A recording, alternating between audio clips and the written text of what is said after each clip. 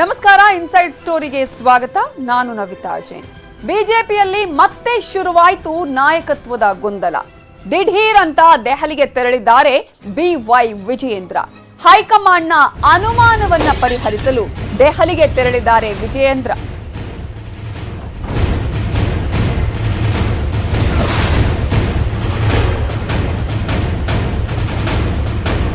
ಬಿಜೆಪಿಯಲ್ಲಿ ಮತ್ತೆ ಶುರುವಾಗಿದೆ ನಾಯಕತ್ವದ ಗೊಂದಲ. ಹೈಕಮಾಂಡ್ನ ಅನುಮಾನವನ್ನ ಪರಿಹರಿಸೋದಕ್ಕೆ ಈಗ ದೆಹಲಿಗೆ ತೆರಳಿದ್ದಾರೆ ಬಿವೈ ವಿಜಯೇಂದ್ರ ಅವರು. ಈಗಾಗಲೇ ಅನೇಕ ಅನುಮಾನಗಳಿದೆ, ಸೊ ಅವೆಲ್ಲವನ್ನ ಕ್ಲಿಯರ್ ಮಾಡಬೇಕು ಅಂತ ಹೇಳಿ ಬಿಜೆಪಿಯಲ್ಲಿರುವಂತಹ ನಾಯಕತ್ವದ ಗೊಂದಲದ ಬಗ್ಗೆ ಕೂಡ ಮಾಹಿತಿಯನ್ನ ಕೊಡೋದಿಕ್ಕೆ ಈಗ ಬಿವೈ ವಿಜಯೇಂದ್ರ ದೆಹಲಿಗೆ ತೆರಳಿದ್ದಾರೆ. ಹೈಕಮಾಂಡ್ನ ಅನುಮಾನವನ್ನ ಪರಿಹರಿಸೋದಕ್ಕೆ ದೆಹಲಿಗೆ ತೆರಳಿದ್ದಾರೆ ಬಿವೈ ವಿಜಯೇಂದ್ರ.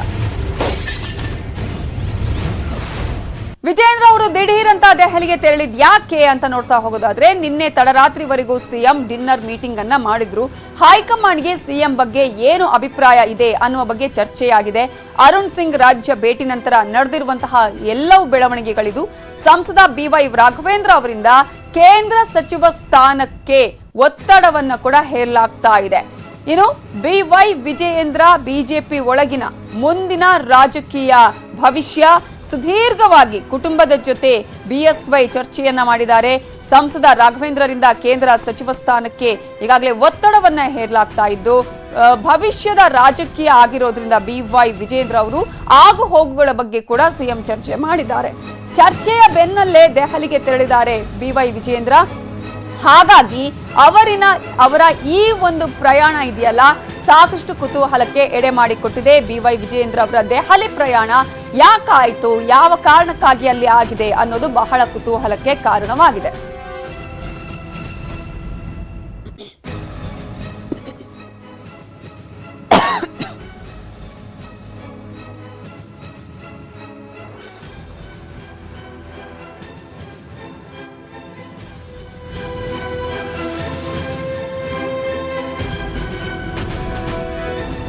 ಸಿಎಂ ಪುತ್ರನ ದೆಹಲಿ ಯಾತ್ರೆ ಈಗ ಕುತೂಹಲಕ್ಕೆ ಕಾರಣ ಆಗಿದೆ. ದಿಢೀರಂತ ದೆಹಲಿಗೆ ಪ್ರಯಾಣ ಬೆಳೆಸಿದ್ದು ಯಾಕೆ, ಯಾವ ಕಾರಣಕ್ಕಾಗಿ ಈಗ ದೆಹಲಿ ಪ್ರಯಾಣವನ್ನ ಮಾಡಿದ್ದಾರೆ? ನಾಯಕತ್ವ ಬಿಕ್ಕಟ್ಟು ಮತ್ತೇನಾದ್ರೂ ಉಲ್ಬಣಗೊಂಡಿದೆಯಾ, ಮತ್ತೆ ನಾಯಕತ್ವದ ಗೊಂದಲ ಹಾಗೆ ಮುಂದುವರೆದಿದೆಯಾ ಅನ್ನುವಂತಹ ಅನೇಕ ಅನುಮಾನಗಳು ಕೂಡ ಇದೆ. ಹಾಗಾಗಿ ಬಿವೈ ವಿಜಯೇಂದ್ರ ಅವರ ಇವತ್ತಿನ ದೆಹಲಿ ಪ್ರಯಾಣ ಬಹಳ ಕುತೂಹಲಕ್ಕೆ ಕಾರಣವಾಗಿದೆ. ಇವೆಲ್ಲದರ ಬಗ್ಗೆ ಡೀಟೇಲ್ಸ್ ಕೊಡೋದಕ್ಕೆ ನಮ್ಮ ರಿಪೋರ್ಟರ್ ಧರಣೀಶ್ ಬುಕ್ಕನಕೆರೆ ಈಗ ನೇರ ಸಂಪರ್ಕದಲ್ಲಿದ್ದಾರೆ. ಧರಣೀಶ್, ಈಗಾಗಲೇ ಬಿವೈ ವಿಜಯೇಂದ್ರ ಅವರು ದಿಢೀರ್ ಅಂತ ದೆಹಲಿಗೆ ತೆರಳಿರೋದು ಅನೇಕ ಕುತೂಹಲಕ್ಕೆ, ಅನೇಕ ಅನುಮಾನಗಳಿಗೆ ಕೂಡ ಕಾರಣ ಆಗಿದೆ. ಇದರ ಹಿಂದಿರುವ ಉದ್ದೇಶ ಏನಾಗಿರಬಹುದು? ಮತ್ತೆ ಹಾಗಾದ್ರೆ ನಾಯಕತ್ವದ ಗೊಂದಲ ಇನ್ನೂ ಕಂಟಿನ್ಯೂ ಆಗಿದೆಯಾ?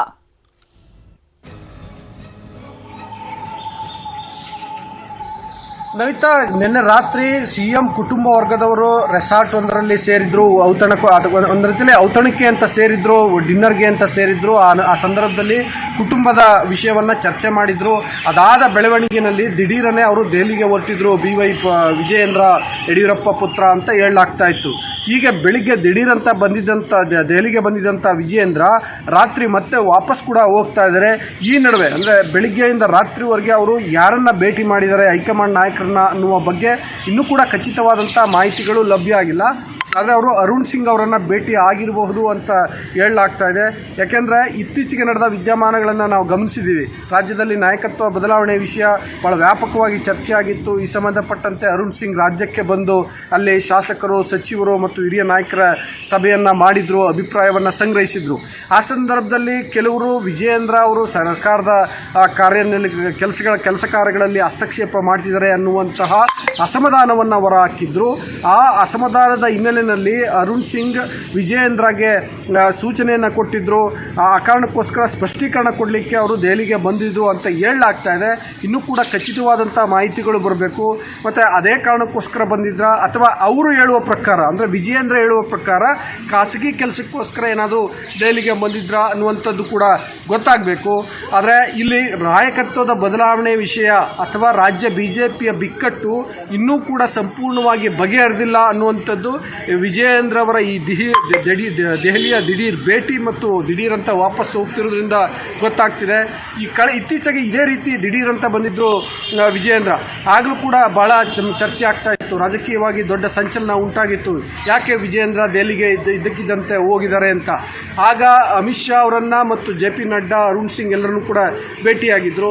ಈಗ ಇನ್ನೂ ಕೂಡ ಅವ್ರು ಯಾರನ್ನು ಭೇಟಿಯಾಗಿದ್ದಾರೆ ಅನ್ನುವಂಥ ಮಾಹಿತಿಗಳು ಲಭ್ಯ ಆಗ್ತಿಲ್ಲ.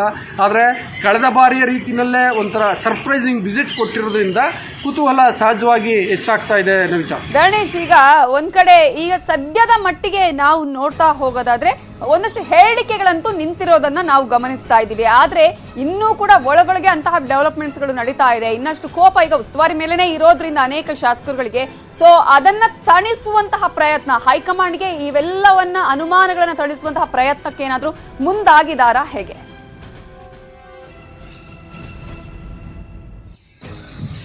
ಹೌದು. ಈಗ ಒಂದು ಅರುಣ್ ಸಿಂಗ್ ಅವರು ವರದಿಯನ್ನ ಕೊಟ್ಟಿದ್ದಾರೆ, ಅದರಲ್ಲಿ ಕೆಲವರು ಆಕ್ಷೇಪ ವ್ಯಕ್ತಪಡಿಸಿರೋದ್ರ ಬಗ್ಗೆ ತಿಳಿಸಿದ್ದಾರೆ ಅಂತೇಳಿ ಹೇಳಲಾಗ್ತಾ ಇದೆ. ಅದಕ್ಕೆ ಸಂಬಂಧಪಟ್ಟಂತೆ ವಿಜಯೇಂದ್ರ ಸ್ಪಷ್ಟೀಕರಣವನ್ನು ಕೊಟ್ಟಿರಬಹುದು ಅವರ ತಂದೆ ಮುಖ್ಯಮಂತ್ರಿ ಯಡಿಯೂರಪ್ಪ ಪರವಾಗಿ. ಅದಲ್ಲದೆ ವಿಜಯೇಂದ್ರ ಅವರ ಹಸ್ತಕ್ಷೇಪಕ್ಕೆ ಸಂಬಂಧಪಟ್ಟಂತೆ ಬಹಳಷ್ಟು ಜನ ಆಕ್ಷೇಪ ವ್ಯಕ್ತಪಡಿಸಿರೋದ್ರಿಂದ ಮತ್ತು ಸ್ವತಃ ಉಸ್ತುವಾರಿ ಅರುಣ್ ಸಿಂಗ್ ಅವರೇ ವಿಜಯೇಂದ್ರಗೆ ಈ ಸಂಬಂಧಪಟ್ಟಂತೆ ಈ ರೀತಿ ಹಸ್ತಕ್ಷೇಪ ಮಾಡಬಾರ್ದು, ನಿಮ್ಗೆ ಇನ್ನೂ ಕೂಡ ವಯಸ್ಸಿದೆ, ನಮ್ಮ ಬೆಳೆಯುವಂಥ ಅವಕಾಶಗಳಿದಾವೆ, ಬಿಜೆಪಿಯಲ್ಲಿ ನಿಮ್ಗೆ ಒಳ್ಳೆ ಭವಿಷ್ಯ ಇರುತ್ತೆ, ಸೊ ನೀವು ನಿಮ್ಮ ವ್ಯಕ್ತಿತ್ವವನ್ನು ರೂಪಿಸ್ಕೊಳ್ಳೋದ್ರ ಬಗ್ಗೆ, ನಾಯಕತ್ವವನ್ನು ರೂಪಿಸ್ಕೊಳ್ಳೋದ್ರ ಬಗ್ಗೆ ನೀವು ಗಮನ ಕೊಡಬೇಕು, ಈ ರೀತಿ ಹೆಸರು ಕೆಡಿಸ್ಕೋಬಾರ್ದು ಅನ್ನುವ ನಿಟ್ಟಿನಲ್ಲಿ ಒಂದು ರೀತಿ ಹಿತೋಪದೇಶವನ್ನು ಹೇಳಿದ್ರು, ಮತ್ತೊಂದು ರೀತಿಯಲ್ಲಿ ನೀವು ಖಡಕ್ಕಾದಂಥ ಸೂಚನೆಯನ್ನು ಕೊಟ್ಟಿದ್ರು. ಅದೇ ಕಾರಣಕ್ಕೋಸ್ಕರ ಸ್ಪಷ್ಟೀಕರಣವನ್ನು ಕೊಡಲಿಕ್ಕೆ ವಿಜಯೇಂದ್ರ ದೆಹಲಿಗೆ ಬಂದಿದ್ರು ಅಂತ ಹೇಳಲಾಗ್ತಾ ಇದೆ. Navita, okay, thank you Dharanesh ಡೀಟೇಲ್ಸ್ಗೆ.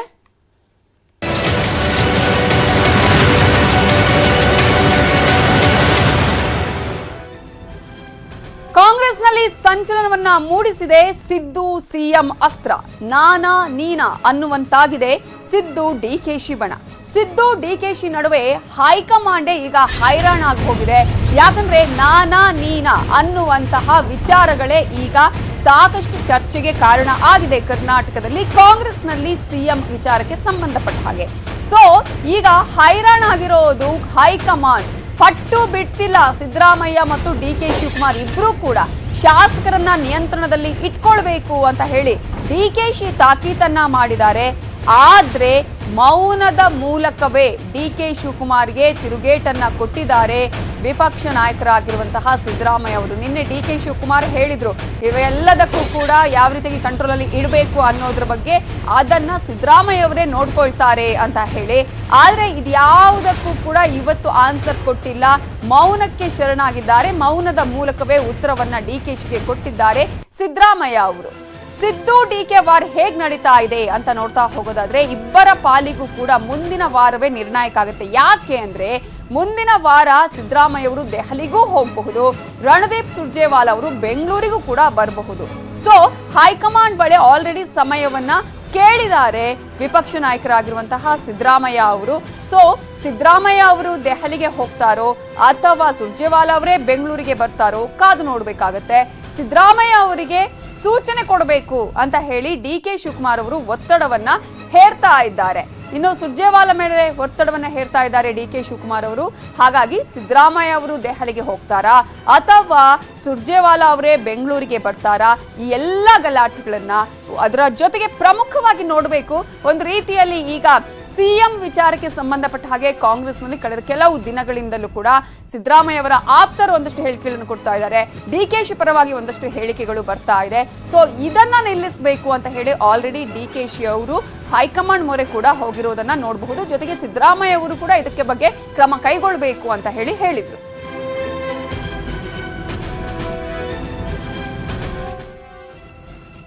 ಈ ಕುರ್ಚಿ ಗಲಾಟೆ ಆರಂಭ ಆಗಿದ್ದು ಎಲ್ಲಿಂದ ಅಂತ ನಾವು ನೋಡ್ತಾ ಹೋಗೋದಾದ್ರೆ ಜಮೀರ್ ಅಹ್ಮದ್ ಅವರ ಮಾತಿನಿಂದಾನೇ ಈ ಎಲ್ಲವೂ ಕೂಡ ಆರಂಭಗೊಂಡಿದ್ದು.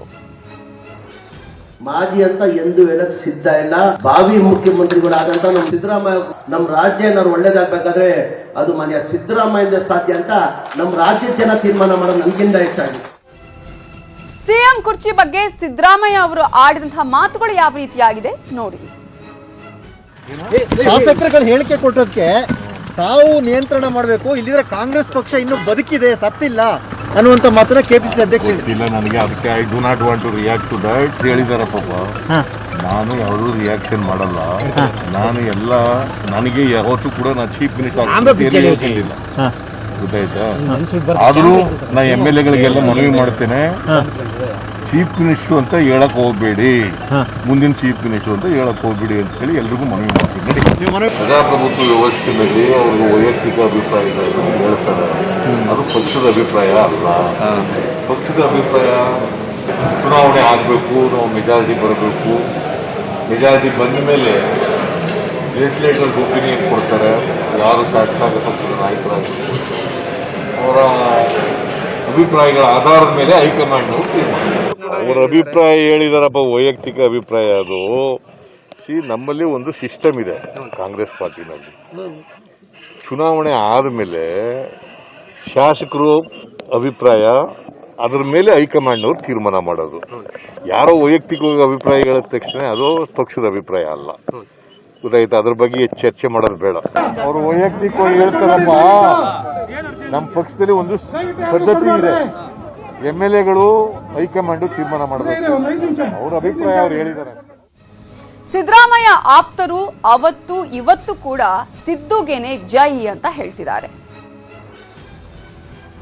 ಸ್ವೀಕಾರ ಮಾಡೋಕೆ ಮುಂಚೆನೆ ಅಕ್ಕಿ ಫ್ರೀಯಾಗಿ ಘೋಷಣೆ ಮಾಡಿದಂಥವ್ರು, ಅವರು ಜನಕ್ಕೆ ₹1 ಅಕ್ಕಿ ಕೊಡುವಂತ ವ್ಯವಸ್ಥೆ ಮಾಡಿದಂಥವ್ರು, ಅಂಥವ್ರು ರಾಜ್ಯದ ಮುಖ್ಯಮಂತ್ರಿ ಆಗಲಿ, ನಾವು ಅವ್ರ ಕೈಗೆ ಜೋಡಿಸ್ತೀರಿ. ನಮ್ಮ ಅಭಿಪ್ರಾಯನೂ ಸಿದ್ದರಾಮಯ್ಯ ಸಾಹೇಬ್ ಮುಖ್ಯಮಂತ್ರಿ ಆಗಬೇಕು. ಸಿದ್ದರಾಮಯ್ಯ ಅವರೇ ಇಲ್ಲ, ನಾನು ಮುಂದಿನ ಬಾರಿನೂ ಮುಖ್ಯಮಂತ್ರಿ ನಾನೇ ಆಗ್ತೀನಿ ಅಂತ ಹೇಳಿದ್ದಿದ್ರೆ ಅವಾಗ ನೀವು ಪ್ರಶ್ನೆ ಕೇಳ್ಬೋದಾಗಿತ್ತು.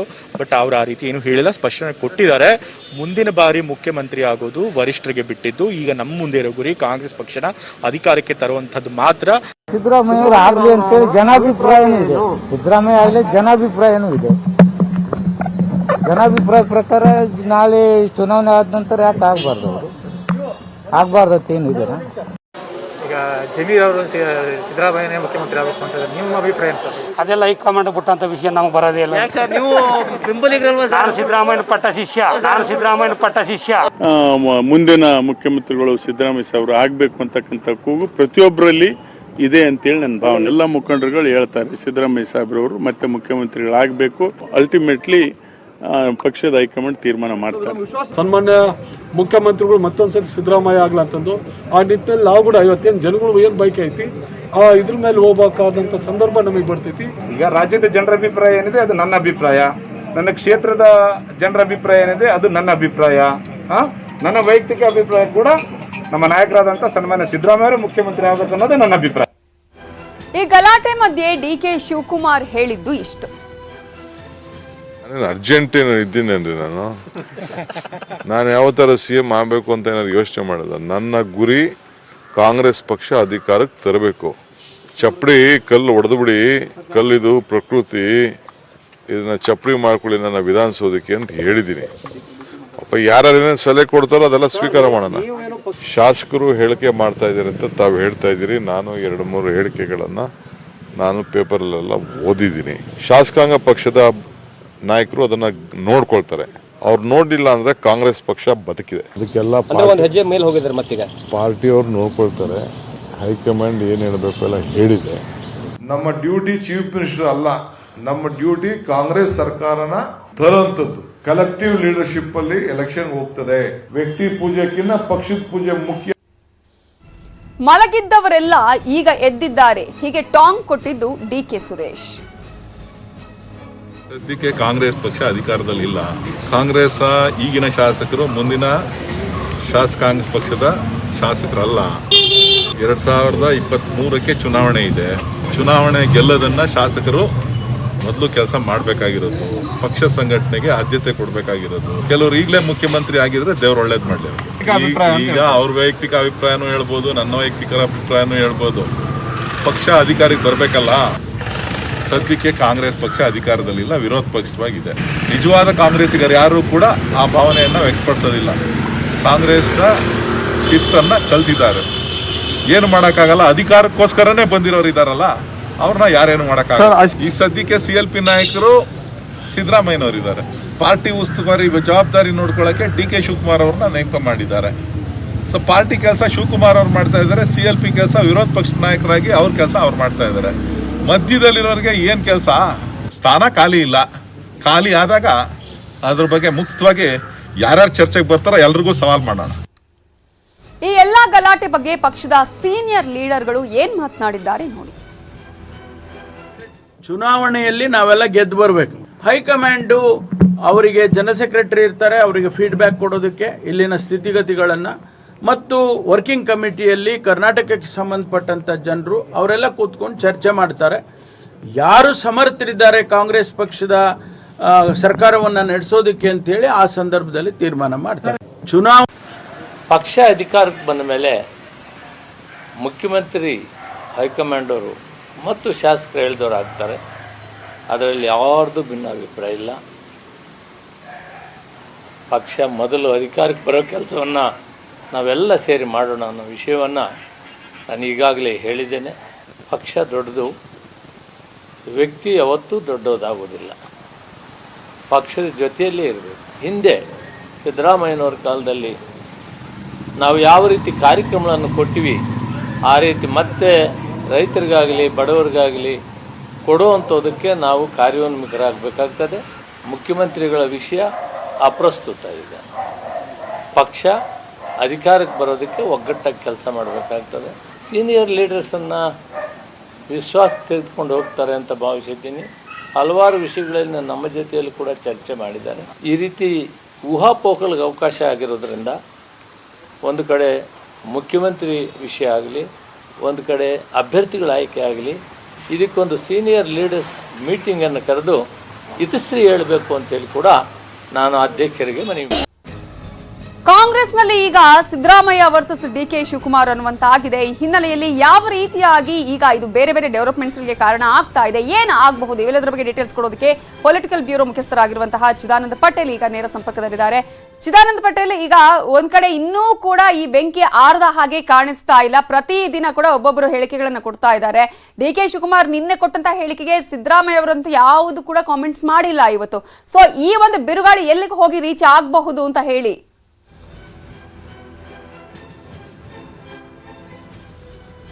ನವಿತಾ ಜೈನ್, ಈಗಾಗಲೇ ಚುನಾವಣೆಗೆ ಇನ್ನೂ 2 ವರ್ಷ ಬಾಕಿ ಇದೆ. ಆದ್ರೆ ಈಗಲೇ ನಾಯಕರು ತಮ್ಮ ಅಜೆಂಡಾವನ್ನ ಸೆಟ್ ಮಾಡ್ತೀರಾ ಅಂತಲೇ ಹೇಳಲಾಗ್ತದೆ. ಇದರ ಭಾಗವಾಗಿ ಮಾಜಿ ಮುಖ್ಯಮಂತ್ರಿ ವಿಪಕ್ಷ ನಾಯಕ ಸಿದ್ದರಾಮಯ್ಯನವರು ಮುಖ್ಯಮಂತ್ರಿ ರೇಸ್ನಲ್ಲಿ ಇರೋದ್ರಿಂದ ತಮ್ಮ ಆಪ್ತರ ಮುಖಾಂತರ ಇದೀಗ ಮುಂದಿನ ಮುಖ್ಯಮಂತ್ರಿ ಆದ್ರೆ ಅದು ಸಿದ್ದರಾಮಯ್ಯರಾಗಲಿ, ಸಿದ್ದರಾಮಯ್ಯ ನೇತೃತ್ವದಲ್ಲೇ ಚುನಾವಣೆಗೆ ಹೋಗ್ಲಿ ಅನ್ನೋ ಮುಖಾಂತರ 5ಕ್ಕೂ ಹೆಚ್ಚು ಶಾಸಕರ ಮುಖಾಂತರ ತಮ್ಮ ಪರವಾಗಿ ಬ್ಯಾಟಿಂಗ್ ಅನ್ನ ಮಾಡಿಸಿದ್ದಾರೆ. ಅದೇ ರೀತಿ ಬೇರೆ ಬೇರೆ ಕಡೆ ಕೂಡ ಮಾಜಿ ಸಚಿವರು ಕೂಡ ಸಿದ್ದರಾಮಯ್ಯ ಪರವಾಗಿ ಬ್ಯಾಟಿಂಗ್ ಅನ್ನ ಮಾಡಿಸಿದ್ದಾರೆ. ಆ ಮುಖಾಂತರ ಎಲ್ಲೊಂದ್ ಕಡೆ ಕಾಂಗ್ರೆಸ್ ಒಳಗಡೆ ಕಾರ್ಯಕರ್ತರು ಮತ್ತು ಕಾಂಗ್ರೆಸ್ ನಾಯಕರ ಒಳಗಡೆ ಮುಂದೆ ಸಿದ್ದರಾಮಯ್ಯ ಮುಖ್ಯಮಂತ್ರಿ ಆಗ್ತಾರೆ ಅನ್ನೋ ಒಂದು ಅಜೆಂಡಾವನ್ನು ಸೆಟ್ ಮಾಡೋದು, ಅದು ಮಾನಸಿಕವಾಗಿ ಅವ್ರನ್ನ ತಯಾರು ಮಾಡುವಂತ ಒಂದು ಪ್ಲಾನ್ ಕೂಡ ಅಂತ ಹೇಳಲಾಗ್ತಿದೆ.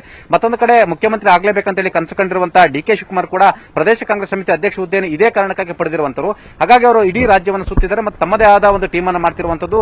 ಹಾಗಾಗಿ ಎಲ್ಲೊಂದ್ ಕಡೆ ಮತ್ತೆ ಕಾಂಗ್ರೆಸ್ ಅಧಿಕಾರಕ್ಕೆ ಬಂದ್ರೆ ನಾನೇ ಮುಖ್ಯಮಂತ್ರಿ ಆಗಬೇಕಂತ ಹೇಳಿ ಸತಾಯಕತೆ DK ಶಿವಕುಮಾರ್ ಕೂಡ ಪ್ಲಾನ್ ಅನ್ನ ಮಾಡ್ತಾರೆ. ಈ ನಡುವೆ ಕಾಂಗ್ರೆಸ್ನಲ್ಲಿ ಈಗ ಅನೇಕ ಹೆಸರುಗಳು ಮುಖ್ಯಮಂತ್ರಿ ಹುದ್ದೆಗೆ ಕೇಳಿ ಬರ್ತಿರುವಂತದ್ದು. ಒಂದು ಕಡೆ ಡಾಕ್ಟರ್ G ಪರಮೇಶ್ವರ್ ಕೂಡ ನಾನೇ ಮುಖ್ಯಮಂತ್ರಿ ಆಗಬಾರ್ದು ಅಂತಿದ್ರೆ, ಇನ್ನೊಂದು ಕಡೆ ವಿಪಕ್ಷ ನಾಯಕ ಆಗಿರ್ತಕ್ಕಂಥ ಅಂದ್ರೆ ವಿಧಾನ ಪರಿಷತ್ ವಿಪಕ್ಷ ನಾಯಕ SR ಪಾಟೀಲ್ ಕೂಡ ನಾನು ಮುಖ್ಯಮಂತ್ರಿ ಹುದ್ದೆ ಆಕಾಂಕ್ಷೆ ಅಂತಿದ್ದಾರೆ. ಇನ್ನ ಮಲ್ಲಿಕಾರ್ಜುನ್ ಖರ್ಗೆ, HK ಪಾಟೀಲ್ ಸೇರಿದಂತೆ ಅನೇಕರು ತೆರೆಮರೆಯಲ್ಲಿ ಪ್ರಯತ್ನವನ್ನು ಮಾಡ್ತಿರುವಂತದ್ದು. ಇದರ ಬೆನ್ನಲ್ಲೇ ಈಗ ರೇಸ್ನಲ್ಲಿ ಸಿದ್ದರಾಮಯ್ಯ ವರ್ಸಸ್ DK ಅಂತೇಳಿ ಈಗಾಗಲೇ 2 ಬಣ ಸೃಷ್ಟಿಯಾಗಿರುವಂತದ್ದು.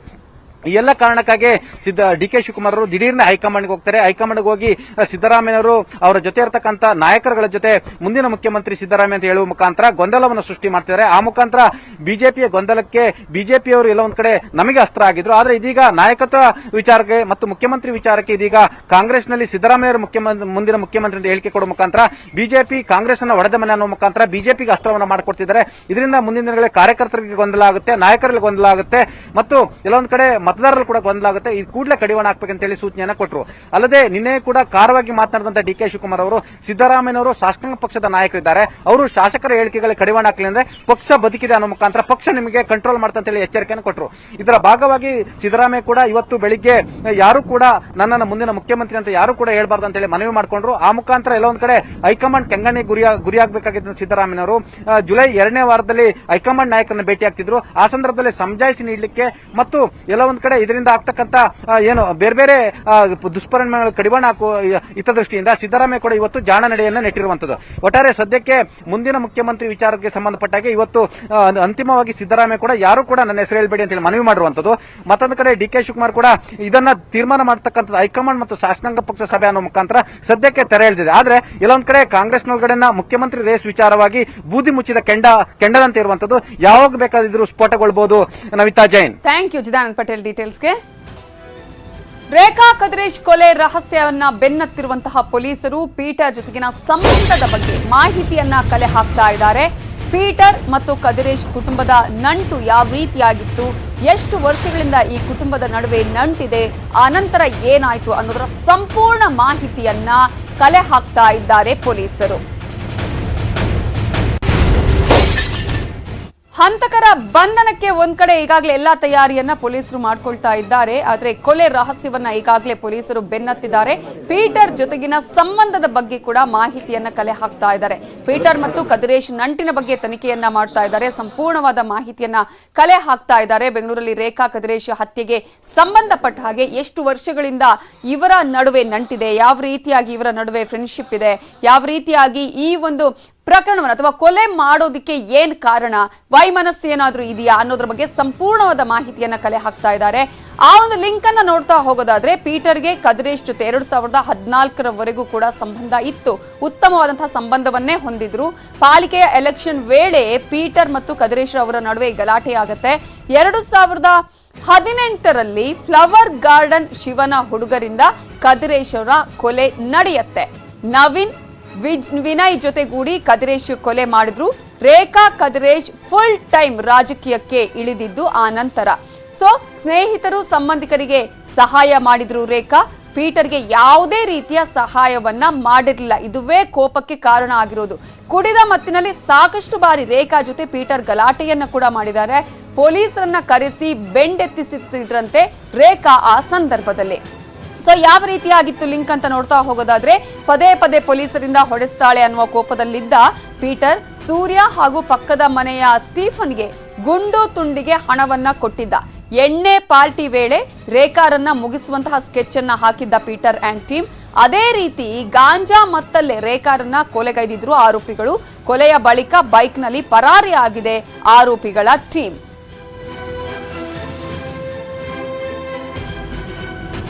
ಇನ್ನು ಯಾವ ಆಯಾಮಗಳಲ್ಲಿ ತನಿಖೆಯನ್ನ ಮಾಡಲಾಗ್ತಾ ಇದೆ ಅಂತ ನೋಡೋದಾದ್ರೆ ಆಯಾಮ ಒಂದನ್ನ ನೋಡೋದಾದ್ರೆ ವಿವಿಧ ಆಯಾಮಗಳಲ್ಲಿ ತನಿಖೆಗೆ ಮುಂದಾಗಿದ್ದಾರೆ ಪೊಲೀಸರು.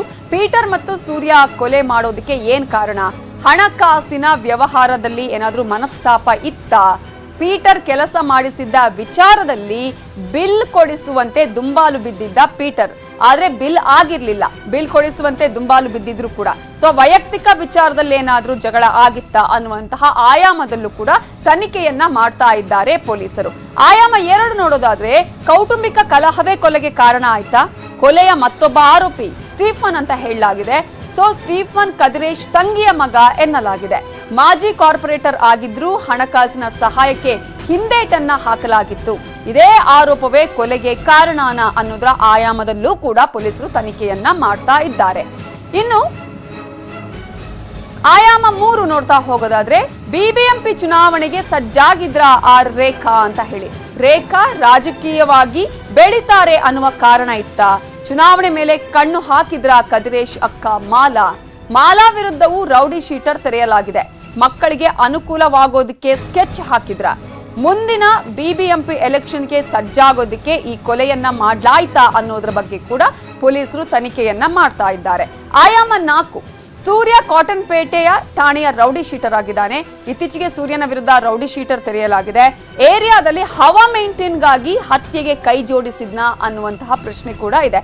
ಸೊ ಪೀಟರ್, ಸೂರ್ಯ, ಸ್ಟೀಫನ್ ಒಂದಾಗಿ ಪ್ಲಾನ್ ಮಾಡೋದಕ್ಕೆ ಏನ್ ಕಾರಣ ಅನ್ನೋದ್ರ ಕುರಿತಾಗಿ ಕೂಡ ಈಗ ಪೊಲೀಸರು ಎಲ್ಲಾ ಆಯಾಮಗಳಲ್ಲೂ ತನಿಖೆಯನ್ನ ಮಾಡ್ತಿದ್ದಾರೆ. ಇವೆಲ್ಲದರ ಬಗ್ಗೆ ಡೀಟೇಲ್ಸ್ ಕೊಡೋದಕ್ಕೆ ನಮ್ಮ ರಿಪೋರ್ಟರ್ ಗಂಗಾಧರ್ ವಾಗಟ ಈಗ ನೇರ ಸಂಪರ್ಕದಲ್ಲಿದ್ದಾರೆ. ಗಂಗಾಧರ್ ವಾಗಟ, ರೇಖಾ ಕದ್ರೇಶ್ ಕೊಲೆ ಪ್ರಕರಣಕ್ಕೆ ಸಂಬಂಧಪಟ್ಟ ಹಾಗೆ ಪೊಲೀಸರ ತನಿಖೆ ಯಾವ ರೀತಿಯಾಗಿ ಸಾಗ್ತಾ ಇದೆ? ಯಾಕಂದ್ರೆ ಸಿಎಂ 24 ಗಂಟೆ ಒಳಗೆ ಆರೋಪಿಗಳನ್ನ ಅರೆಸ್ಟ್ ಮಾಡಬೇಕು ಅಂತ ಹೇಳಿದ್ದಾರೆ. ಸೊ ಈ ಒಂದು ತನಿಖೆಯ ತೀವ್ರತೆ ಎಷ್ಟರ ಮಟ್ಟಿಗಿದೆ?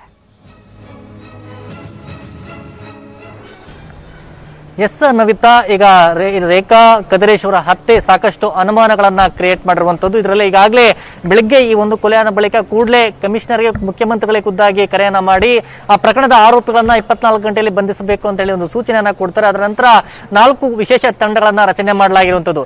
ಈಗಾಗಲೇ ಆರೋಪಿಗಳನ್ನ ಟ್ರ್ಯಾಕ್ ಮಾಡಲಾಗಿದೆ ಅಂತೇಳಿ ಈಗ ಆರೋಪಕರು ಕೂಡ ಅಂದ್ರೆ ಏನು ಆ ಮಾರ್ಚರಿಗೆ ಬಂದು ಭೇಟಿ ನೀಡಿದ ಸ್ಥಳ ಬಳಿಕ ಈ ಖುದ್ದಾಗಿ ಕಮಿಷನರ್ ಕೂಡ ಜೊತೆಯಲ್ಲಿ ಕೂಡ ಈಗ ಮಾತನಾಡಿದ್ರು. ಆರೋಪಿಗಳನ್ನ ಈಗ ಟ್ರ್ಯಾಕ್ ಮಾಡಿದರೆ ಈ ಕೂಡಲೇ ಅವರನ್ನ ಆರೋಪಿಗಳನ್ನ ಬಂಧಿಸಲಾಗುವುದು ಅಂತ ಹೇಳಿ ಈಗ ಅವರಿಗೆ ಮಾಹಿತಿಯನ್ನ ಕೊಟ್ಟಿದ್ದಾರೆ. ಆದ್ರೆ ಈ ಒಂದು ಕೊಲೆಯ ಹಿಂದೆ ಒಂದು ಕಡೆ ರಾಜಕೀಯ ಸಂಶಯಗಳು ಮೂಡಿ ಬರ್ತಾ ಇರುವಂತದ್ದು, ಅದರ ಜೊತೆಗೆ ಅವರ ಸಂಬಂಧಿಕರೇ ಅಂದ್ರೆ ಅವರ ಕುಟುಂಬಸ್ಥರಿಂದಲೇ ಕೊಲೆ ಆಗಿರೋ ಬಗ್ಗೆ ಸಾಕಷ್ಟು ಅನುಮಾನ ಇರುವಂತದ್ದು. ಒಂದು ಕಡೆ ಈಗಾಗಲೇ ಕದಿರೇಶ್ ಅವರ ಅಕ್ಕ ಮಾಲ್ ಅವರನ್ನು ಕೂಡ ಪೊಲೀಸರು ವಿಚಾರಣೆ ಮಾಡಿದ್ದಾರೆ. ಮತ್ತೊಂದು ಕಡೆ ಈ ಪೀಟರ್ ಮತ್ತೆ ಸೂರ್ಯ ಮತ್ತೆ ಸ್ಟೀಫನ್ ಈ 3 ಜನ ಆರೋಪಿಗಳು ಇವರ ಜೊತೆಲೇ ಇದ್ದಂತವ್ರು. ಆದ್ರೆ ಈ ಇತ್ತೀಚಿನ ದಿನಗಳಲ್ಲಿ ರೇಖಾ ಅವರ ಜೊತೆ ಸಾಕಷ್ಟು ವೈಮನಸ್ಸಿತ್ತು, ಜೊತೆಗೆ ಅವರ ರೇಖಾ ಅವ್ರ ಜೊತೆ ಜಗಳವನ್ನ ಕೂಡ ಮಾಡ್ಕೊಂಡಿದ್ರು ಅಂತ ಹೇಳಿ. ಆದ್ರೆ ಪೀಟರ್ ಮನೆ ಕಟ್ಟುವಂತಹ ವಿಚಾರಕ್ಕೆ ಇವರು ಹಣವನ್ನ ಕೊಟ್ಟಿರಲಿಲ್ಲ ಅನ್ನೋದು ಕೂಡ ಒಂದು ಅನುಮಾನ ಇರುವಂತದ್ದು. ಹೀಗಾಗಿ ಈ ಸೂರ್ಯನ ಜೊತೆ ಸೇರಿ ಒಂದು ಕಡೆ ಇವರನ್ನ ಕೊಲೆ ಮಾಡಿದ್ರೆ ಇರದಲ್ಲಿ ಒಂದು ಅಭಾವನ್ನ ಕ್ರಿಯೇಟ್ ಮಾಡಬಹುದು, ಮತ್ತೆ ನಮ್ಮ ಮಾತನ್ನೆಲ್ಲ ಕೂಡ ಕೇಳ್ತಾರೆ ಅನ್ನೋದು ಅವರ ಒಂದು ತಲೆ ಇತ್ತು. ಹೀಗಾಗಿ ಪೀಟರ್ ಜೊತೆ ಕೈ ಜೋಡಿಸಿ ಈ ಒಂದು ಹತ್ಯೆಗೆ ಒಂದು ಸಂಚನ ರೂಪಿಸಿದ್ರು ಅಂತ ಹೇಳಿ ಇದು ಕಳೆದ 1 ತಿಂಗಳಿಂದ ಇವರ ಕೊಲೆಗೆ ಪ್ಲಾನ್ ಅನ್ನ ಮಾಡ್ಕೊಳ್ಳಲಾಗಿತ್ತು ಅಂತ ಹೇಳಲಾಗ್ತಾ ಇದೆ. ಜೊತೆಗೆ ಯಾಕಂದ್ರೆ ಕಳೆದ ಇತ್ತೀಚಿನ ದಿನದಲ್ಲಿ ಯಾರಿಗೂ ಕೂಡ ಅನುಮಾನ ಬರದಂತೆ ಏರಿಯಾದಲ್ಲಿರುವಂತಹ ಎಲ್ಲಾ ಸಿಸಿಟಿವಿಗಳನ್ನ ಡೈವರ್ಟ್ ಮಾಡಿ ಯಾವುದೇ ರೀತಿ ರೆಕಾರ್ಡ್ ಆದ್ರೂ ಕೂಡ ಅದು ಯಾವುದೇ ರೀತಿ ದೃಶ್ಯಾವಳಿ ಸಿಗಬಾರ್ದು ಅನ್ನೋ ನಿಟ್ಟಿನಲ್ಲಿ ಆ ಪೂರ್ತಿ ಏರಿಯಾದಲ್ಲೇ ಕೂಡ ಡೈವರ್ಷನ್ ಮಾಡಿದ್ದಾರೆ. ಆದ್ರೆ ಕೊಲೆಗೆ ಆ ಮನೆಯ ಬಳಿಯೇ ಹತ್ಯೆ ಮಾಡೋದಕ್ಕೆ ಎಲ್ಲ ಕೂಡ ಪ್ಲಾನ್ ಅನ್ನ ಮಾಡಿಕೊಂಡು ಒಳ್ಳೆ ಪ್ಲಾನ್ ಬೆಳಿಗ್ಗೆ ಅವ್ರು ಏನು ರೇಖಾ ಕದಿರೇಶ್ ಅವರು ಮನೆ ಬಳಿ ಆ ಕಚೇರಿ ಬಳಿ ಬಂದಂತಹ ಸಂದರ್ಭದಲ್ಲಿ ನೇರವಾಗಿ ಅಟ್ಯಾಕ್ ಮಾಡಿರುವಂತದ್ದು. ಇವರೆಲ್ಲರೂ ಕೂಡ ಪ್ರೊಫೆಷನಲ್ ಆ ಒಂದು ಕೊಲೆ ಆರೋಪಿಗಳಾಗಿರುವುದು. ಹಿಂದೆ ಕೂಡ ಒಂದು ಸೂರ್ಯ ಇದನ್ನೇ ಕಾಟನ್ಪೇಟೆ ರೌಡಿ ಶೂಟರ್ ಸಹ ಆಗಿರುವಂತದ್ದು. ಹೀಗಾಗಿ ಆತ ರೇಖಾ ಅವರ ಒಂದು ಕಿಬ್ಬೊಟ್ಟೆಗೆ 3-4 ಬಾರಿ ಇದ್ದಿರುವಂತದ್ದು. ಜೊತೆಗೆ ಒಬ್ಬಾತ ಕತ್ತಿಗೆ ಮತ್ತೆ ತಲೆಗೆ ಮುಚ್ಚಿನಿಂದ ಹೊಡೆದಿದ್ದಾನೆ. ಹೀಗಾಗಿ ತೀವ್ರ ರಕ್ತಸ್ರಾವನಲ್ಲೇ ಸ್ಥಳದಲ್ಲೇ ಪ್ರಜ್ಞೆ ತಪ್ಪಿ ಬಿದ್ದಿದ್ರು. ಆದ್ರೆ ಮಾರ್ಗ ಮಧ್ಯೆ ಅವರು ಅಸುನೀಗಿರುವಂತದ್ದು. ಜೊತೆಗೆ ಆಸ್ಪತ್ರೆಯಲ್ಲಿ ಚಿಕಿತ್ಸೆ ಕೊಟ್ಟರು ಕೂಡ ಅದು ಫಲಕಾರಿಯಾಗಲಿಲ್ಲ. ನಂತರ ಈಗ ಸದ್ಯ ಮಾರ್ಚರಿಯಲ್ಲಿ ನಾಳೆ ಬೆಳಗ್ಗೆ ಅವರ ಮೃತದೇಹವನ್ನ ಅವರ ಒಂದು ಮನೆಯ ಬಳಿ ಒಂದು ದರ್ಶನಕ್ಕೆ ನಿಟ್ಟು ನಂತರ ಅವರ ಸ್ಮಶಾನದಲ್ಲಿ ಅಂತ್ಯಕ್ರಿಯೆ ಮಾಡೋದಕ್ಕೆ ಸಿದ್ಧತೆಗಳನ್ನ ಮಾಡ್ಕೊಂಡಿದ್ದಾರೆ. ಈಗ ಪ್ರಮುಖವಾಗಿ ಇಲ್ಲಿ ಕೇಳಿ ಬರ್ತಾ ಇರುವಂತದ್ದು ಏನಂದ್ರೆ ಹಣಕಾಸಿನ ವ್ಯವಹಾರ, ಜೊತೆಗೆ ಮುಂದಿನ ಈ ಒಂದು ಎಲೆಕ್ಷನ್ ಇದೆ. ಎಲೆಕ್ಷನ್ಗೋಸ್ಕರ ಈಗಾಗಲೇ ಬಿಜೆಪಿಯವರ ಆ ಒಂದು ಮುಖಂಡರು ಕೂಡ ಒಂದು ಆರೋಪ ಮಾಡ್ತಾ ಇರೋದು ಏನಂದ್ರೆ ಮುಂದೆ ಬಿಬಿಎಂಪಿ ಎಲೆಕ್ಷನ್ ಇತ್ತು. ಈಗ ಹಿಂದೆ ಕೂಡ 2 ಬಾರಿ ಅವರು ಚುನಾಯಿತರಾಗಿ ಗೆದ್ದಿದ್ರು, ಕೌನ್ಸಿಲರ್ ಆಗಿದ್ರು. ಮುಂದಿನ ದಿನಗಳಲ್ಲಿ ಅವರು ಎಲೆಕ್ಷನ್ ನಿಂತ್ಕೊಳ್ತಾರೆ ಅನ್ನೋ ಕಾರಣಕ್ಕೋಸ್ಕರ ಅವರ ಮೇಲೆ ರಾಜಕೀಯ ದುರುದ್ದೇಶದಿಂದ ಈ ಕೊಲೆ ಮಾಡಲಾಗಿದೆ ಅಂತ ಹೇಳಿ ಅವರ ಮುಖಂಡರು ಕೂಡ ಒಂದು ಗಂಭೀರವಾದ ಆರೋಪವನ್ನ ಮಾಡ್ತಾ ಇರುವಂತದ್ದು.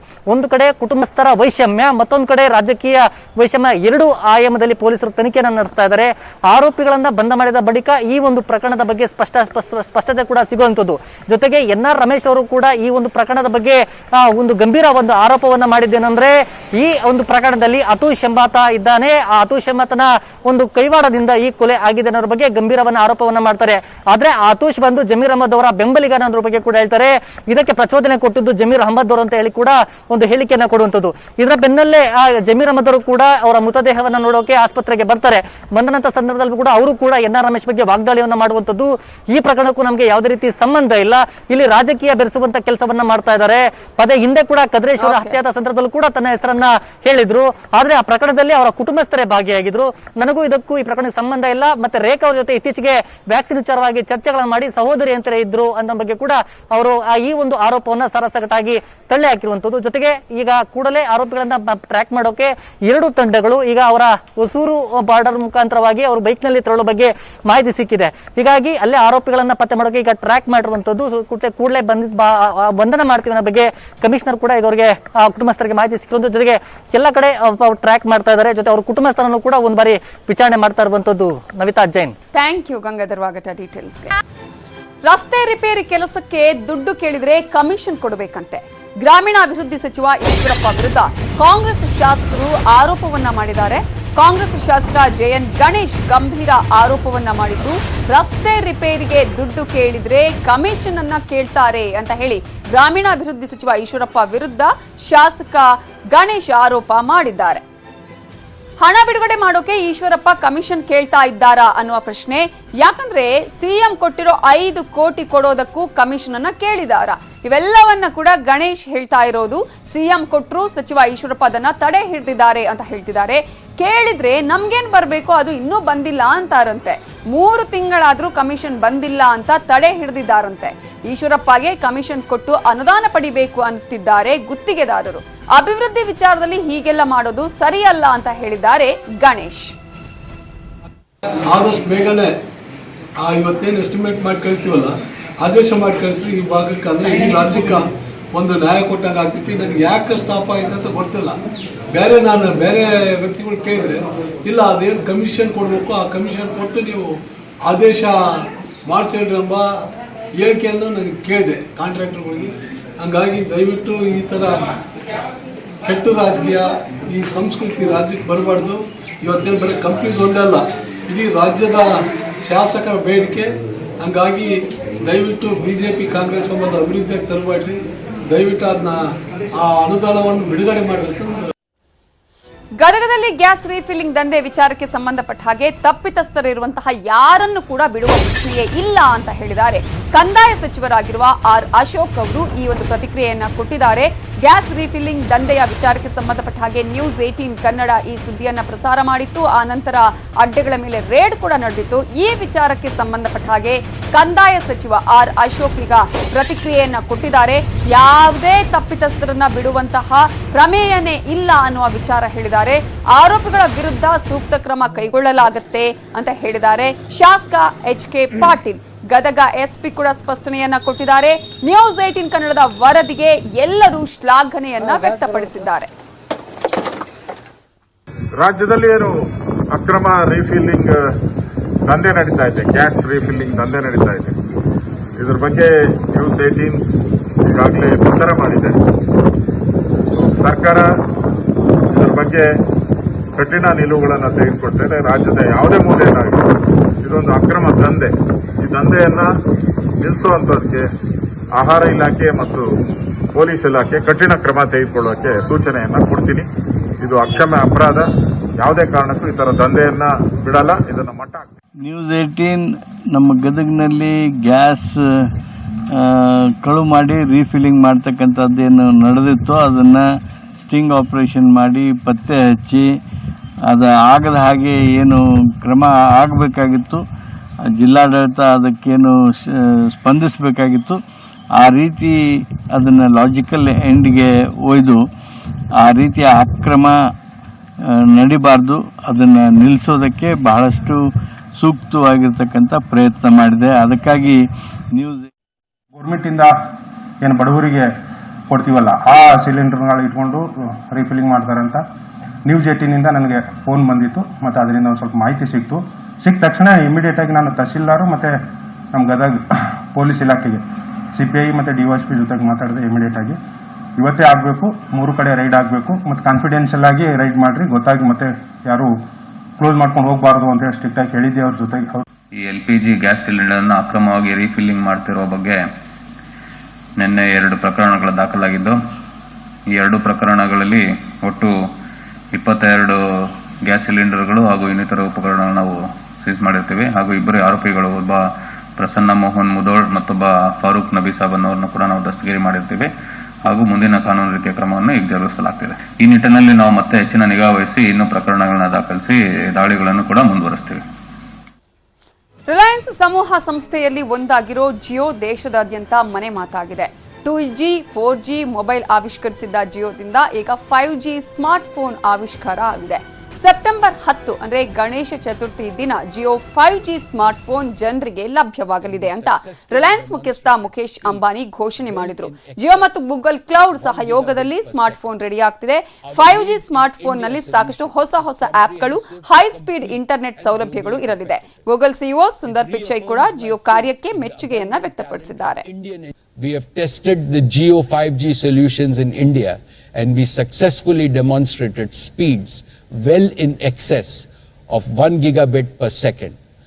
Our made in India solution is comprehensive, complete and globally competitive. It reaffirms my faith in the abundant talent of Indian engineers to deliver world-class products in such a cutting-edge technology. Recently, we received the necessary regulatory approvals as well as trial spectrum for initiating 5G field trials. As I speak to you, the entire 5G standalone network has been installed in our data centers across the nation and also at our trial sites in Navi Mumbai. We are confident of being the first to launch a full-fledged 5G service. And because of our converged, future-proof architecture, Jio's network is uniquely positioned to quickly and seamlessly upgrade from 4G to 5G. To develop the end-to-end 5G ecosystem, we are now working with leading global partners to develop a full range of 5G capable devices. The Jio 5G technology is well positioned to create compelling applications for consumers and enterprises spanning healthcare, education, entertainment, retail, and other key verticals of the economy. So Jio is not just working to make India 2G Mukt, but also 5G Yukt. And once Jio's 5G solution is proven at India scale, we are excited by the prospect of exporting Jio 5G solutions to other telecom operators across the world. So Jio is not just working to make India 2G Mukt, but also 5G Yukt. And once Jio's 5G solution is proven at India scale, we are excited by the prospect of exporting Jio 5G solutions to other telecom operators. I'm excited that today we can announce the next steps in this vision, starting with a new affordable Jio phone created with Google. Our teams have optimized a version of our Android OS especially for this device. It'll offer language and translation features, a great camera, and support for the latest Android updates. It's built for India, and it'll open up new possibilities for millions of new users who will experience the internet for the very first time. And we can't wait to show you the device later this year. I'm also proud to announce that we are taking our collaboration further with a new 5G partnership between Google Cloud and Jio. It'll help more than 1 billion Indians connect to a faster and better internet, support businesses in their digital transformation, and help Jio build new services in sectors like health, education, and more, laying a foundation for the next phase of India's digitization. As part of this collaboration, Reliance will also shift its core retail businesses to Google Cloud's infrastructure. They'll be able to take advantage of Google's AI and machine learning, e-commerce, and demand forecasting offerings. Harnessing the reliability and performance of Google Cloud will enable these businesses to scale up as needed to respond to customer demand. Empowering businesses as they embark on their digital transformation is a key part of our mission in India. I'm excited for the innovations this partnership will help unleash. We are proud to play a part in India's next wave of technological innovation. Helping to connect 1.3 billion Indians to the opportunities the internet creates is meaningful to all of us at Google, and certainly to me personally. I know that with greater access to smartphones and improved connectivity, there's no limit to what India's people can do. We look forward to getting technology into the hands of more people and to exploring what more we can achieve together in the years ahead. ಮುಂಬೈನ ಮಸೀದಿ ಒಂದು vaccination centre ಆಗಿದೆ. ದಾವೂದಿ ಬೋಹ್ರಾ ಸಮುದಾಯದ ಮಸೀದಿಯನ್ನ ಲಸಿಕೆ ಕೊಡುವುದಕ್ಕೆ ಬಳಸಲಾಗುತ್ತಿದೆ. ಈ ಮೂಲಕ ಸಾಮಾಜಿಕ ಕಾಳಜಿಯ ತಾಣವಾಗಿದೆ. I am at Mohammadi Masjid at Muhammad Ali Road at a time when India anticipates the third wave and everybody thinks that vaccination is the only way out. We are seeing here how the Dawoodi Muslim Bohra community has come ahead to turn this mosque into a vaccination center for the community's benefit. Let us understand how this is working. What is your role here? What do you do? I go to people's place to place and make them understand that vaccine is not a bad thing for them. It is a good. It increases their immunity and all. So people understand them and they come here for vaccinating themselves. There are 372 vaccination centers in Mumbai at present. Of them, 264 vaccination centers are run by the BMC. So, the Anjumane Shiite Ali Trust approached the municipal body offering the mosque as the site of a vaccination center. Now masjids are closed. Nobody goes to masjid because of social distances and problem of COVID. So this was the best idea. The best use of the masjid nowadays is to save people and save humanity by giving vaccination. Till now, 3,000 people from different faiths have been vaccinated in this mosque. Rajashri Mane is one of them. She had to take her second dose of Covaxin and was looking for a vaccination center which would allow walk-ins. तो मेरे madam ने इधर भेजा है, इसलिए मैं इधर आई है दूसरा डोज के लेने के लिए। मैं नेपेंसी रोड पे रहती हूँ, ये नजदीक है, इसलिए मैं इधर वैक्सीन लेने के लिए आया हूँ। The teaching of each religion is to help each other. In times of crisis like these, this is exactly what a few of us are stepping up to do. With video journalist Manish Dubey, this is Vinaya Deshpande from Mumbai.